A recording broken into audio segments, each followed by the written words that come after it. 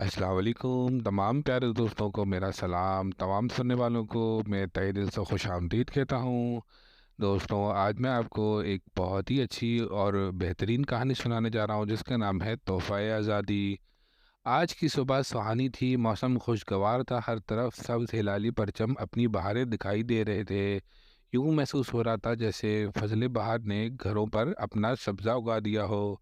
चिड़ियों की चहचहाहट से शकील की आंख खुली। हालांकि वो रात 12 बजे तक अपनी गली को सब्ज़ सफ़ेद चिड़ियों से सजाता रहा। शायद जश्न आज़ादी मनाने की खुशी में वो ज़्यादा देर तक सो नहीं सका। मुँह हाथ धोने के बाद वो उजलत में नाश्ता कर रहा था।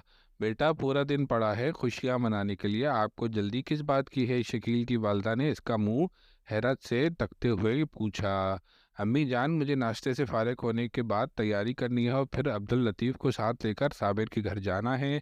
इसे जश्न आज़ादी के पुरमसरत मौके पर तोहफा पेश करना है और फिर हमें मिलकर बाबाए कौम हज़रत कायद आज़म मोहम्मद अली जिन्ना के मज़ार पर हाज़िरी देकर सलामी पेश करनी है और पाकिस्तान की सालमियत और कौम की बका के लिए दुआएं मांगनी हैं। अच्छा अच्छा बेटा, मैं समझ गई। आज मेरे बेटे को बहुत मसरूफियत है, ठीक है। आज आपको भी आज़ादी है, जहाँ जी चाहे जाओ, घूमो फिरो, मौज उड़ाओ, मगर अपने दोस्तों का ख्याल रखना। शकील की वालदा ने इसकी बात काटते हुए मुस्कुराकर कहा।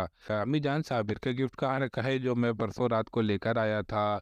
शकील ने अपनी तैयारी मुकम्मल करने के बाद अपनी माँ से पूछा। बेटा, शोकेस के अंदर रखा है, एहतियात से निकालो। और हाँ, ये तोहफा हजरत कायद-ए-आज़म मोहम्मद अली जिन्ना के मज़ार के पार्क का मॉडल है, इसलिए ध्यान से लेकर जाना, बेहुरमती ना हो। जहाँ भी जाना है इसे गोद में लेकर बैठना या फिर कहीं ऊंची जगह रखना ताकि इसका आदाब और एहतराम कायम रहे। वालदा ने इसे नसीहत करते हुए समझाया। भैया, मुझे स्कूल छोड़ते जाइए, हमारे स्कूल में जिसने आज़ादी का प्रोग्राम है और मैंने तहरीक पाकिस्तान के मौजू पर तकरीर करनी है। शकील की छोटी बहन नाज ने इससे गुजारिश करते हुए कहा।